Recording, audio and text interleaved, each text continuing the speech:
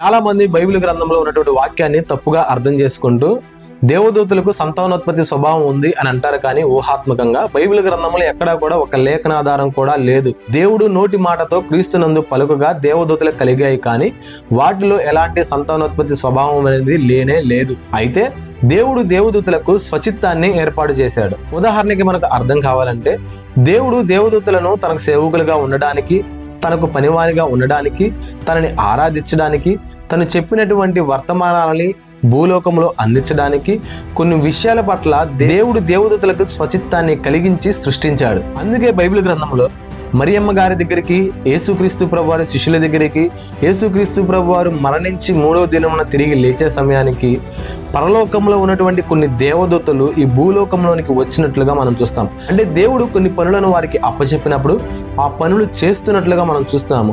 దేవుడు కొన్ని వర్తమానాలు దేవదూతలకు తెలియజేసినప్పుడు ఆ వర్తమానాలను దేవదూతలు భూలోకంలో ఉన్నటువంటి మానవులకు తెలియజేసినట్లుగా మనం చూస్తాము. ఇక్కడే మనలో అనేక మందికి అనేక ప్రశ్నలు వస్తాయి.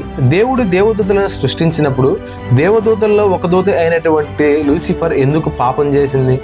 లూసిఫర్ దేవదూత పాపం చేస్తుంటే దేవుడు ఎందుకు ఆపలేదు? లూసిఫర్ దేవదూతను, కొన్ని వేల కోట్ల దేవదూతలను దేవుడు ఎందుకు పరలోకంలోంచి కింద పడవేశాడు? అసలు పరలోకంలో పాపం ఉంటుందా? దేవదూత పరలోకంలోనే పాపం చేసిందా? కెరూబులు అంటే ఎవరు? సెరేబులు అంటే ఎవరు? ప్రధాన దూతలు అంటే ఎవరు? లూసిఫర్ అనే ప్రధాన దూత ఎవరు? అనేటువంటి అనేకమైన ప్రశ్నలు మనకు కలుగుతూ